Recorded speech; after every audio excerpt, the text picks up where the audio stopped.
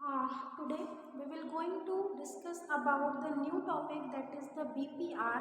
BPR का मतलब होता है बिजनेस प्रोसेस रीइंजीनियरिंग। इसके पहले हम और भी बहुत सारे मेथड्स हैं जो डिस्कस कर चुके हैं, लाइक काइजन, बेंचमार्किंग, एसक्यूएल, ठीक है, टीपीएम। ये सारी मेथड डिस्कस करने के बाद हमारी जो लास्ट मेथड बचती है हमारी 4th यूनिट की, that is the BPR, business process reengineering. Business process reengineering की अगर हम बात करें तो that means something like do again and again for the improvement, किसी चीज को बार बार करना उसमें सुधार के लिए, ठीक है। इसको हम बीपीआर से जोड़कर देखते हैं कैसे, तो समझिए it is a business management strategy. सबसे पहले जो बीपीआर है वो क्या है, बिजनेस मैनेजमेंट एक स्ट्रेटेजी है।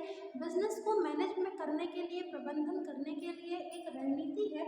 Originally pioneered in the early 1990s, और जो जनरली जो इमर्ज हुई वो कब हुई, 1990s में, focusing on the analysis and design of workflow. जिसका जो मेन फोकस था, बीपीआर का जो मेन फोकस था वो किस चीज के लिए था कि जो भी एनालिसिस करना है या जो भी डिजाइन है आपके वर्कफ्लो की, जिस तरीके से आप काम करते हैं उसका एनालिसिस किया जाए, उसका विश्लेषण किया जाए, plus design of workflows and business process within an organisation. किस तरीके से आपके बिजनेस की प्रोसेस का वर्क फ्लो है, किस तरीके से बिजनेस में गतिविधियां आपकी चल रही हैं, क्या प्रक्रिया आपके बिजनेस की है, इन सारी चीज़ों को आइडेंटिफाई करना, डिज़ाइन करना within an organisation is called BPR, जिसको हम क्या बोलते हैं, बिजनेस प्रोसेस री इंजीनियरिंग। मतलब जो प्रोसेस चली आ रही है, because one word is written here, that is the management. जो आपका बिजनेस है उसको मैनेज करने के लिए एक स्ट्रेटेजी का बनाया जाना, जिससे जो एक्टिविटीज़ आपके ऑर्गेनाइजेशन में चलती है, जितने भी ऑपरेशन, जो भी बिजनेस रिलेटेड काम आपके ऑर्गेनाइजेशन में होते हैं, उन सभी में आपको प्रॉपर मैनेज करते हुए डिज़ाइन पर ध्यान देना है, उसके एनालिसिस पे आपको ध्यान देना है। ये सब क्या कहलाता है, बीपीआर। री इंजीनियरिंग का क्या मतलब है कि you have to put an extra efforts, आपको कुछ ज़्यादा एक्स्ट्रा एफर्ट्स लगा के जो ऑलरेडी प्रोसेस गोइंग ऑन है उनमें कुछ इनोवेशन की ज़रूरत है, उनमें कुछ इम्प्रूवमेंट की ज़रूरत है। तो ये क्या कहला रहा है, आपका री इंजीनियरिंग, बिजनेस प्रोसेस री इंजीनियरिंग, ठीक है। अब जैसे अगर हम बात करें कि एक एग्जाम्पल को अगर हम समझें कि भाई बीपीआर का एक एग्जाम्पल क्या हो सकता है, सो हम यहाँ पर कह सकते हैं कि अभी तक, पिछले कुछ 10 साल पहले तक, अभी जो वर्क होता था वो ऑन पेपर वर्क होता था। सारी चीज़ें आपका, जितना भी डाटा का मैनेजमेंट होता था वो ऑन पेपर होता था, पेपर पर काम किया जाता था। जितना भी रिकॉर्ड मेंटेन करना है, जितने भी डाटा को स्टोर करना है, ये सब काय पे होता था, पेपर पे होता है।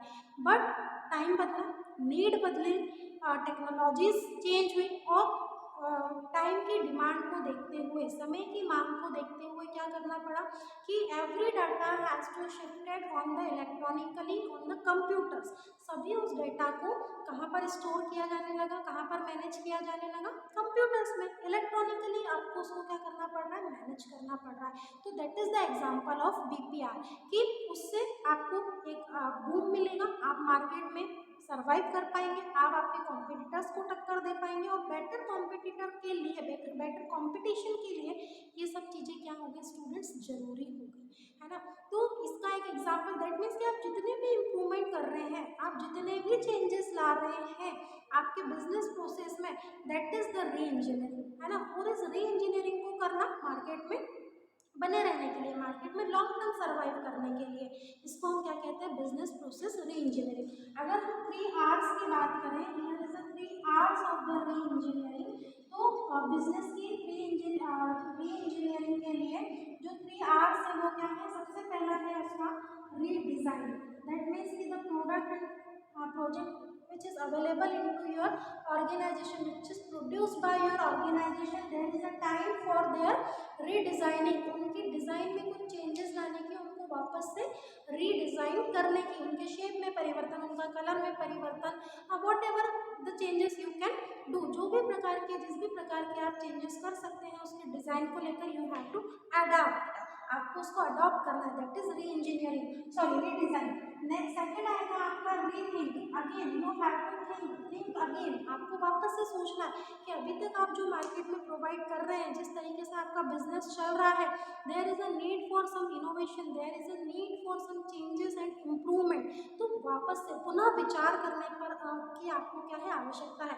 दैट मीन्स कि अगर अभी आपके मार्केट में आपके कस्टमर की रीच बहुत ज़्यादा नहीं है, तो अब आपको आपके रीच पहुंचानी पड़ेगी, ज़्यादा एरिया आपको कवर करना पड़ेगा आपके प्रोडक्ट और सर्विसेज के लिए, जिससे ज़्यादा से ज़्यादा कस्टमर तक आपके प्रोडक्ट्स क्या कर सके, पहुंच सके। तो रीथिंक करना, री इंजीनियरिंग का सेकेंड आर है।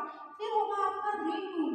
रीटूल का क्या मतलब होता है कि the technologies, the materials, the equipment which you are using, अभी तक जो आप यूज़ करते आए हैं, उन सभी टेक्नोलॉजीज़ को, उन सभी टेक्निक्स को, इक्विपमेंट्स को अब चेंज करने की ज़रूरत है, वापस से उसको इम्प्रूव करने की ज़रूरत है, या कुछ ऐसे टूल्स की आपको आवश्यकता है जो आपके बिजनेस को इम्प्रूव कर सके, जिससे आपके बिजनेस की इफेक्टिवनेस और जो एक क्या कहना चाहिए, इफेक्टिवनेस के साथ साथ जो एफर्ट्स हैं आपके बिजनेस के, वो भी क्या हो, इम्प्रूव हो, ज़्यादा बेहतर तरीके से आप इफेक्टिवली एंड एफिशिएंटली आपके बिजनेस को प्रॉपर कर सके मार्केट में सर्वाइव करने के लिए लॉन्ग टर्म तक।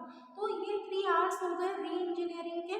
पहला होता है रीडिज़ाइन, दूसरा है रीथिंक और थर्ड वन इज अ रीटूल, जिसमें रहकर आप क्या करते हैं कि आपके बिजनेस को ज़्यादा से ज़्यादा एक नया डायमेंशन देने के लिए, एक नया डायरेक्शन देने के लिए, इम्प्रूव करने के लिए एफर्ट्स लगाते हैं। This is all about the BPR। There is a process of BPR also which we will discuss in our next video.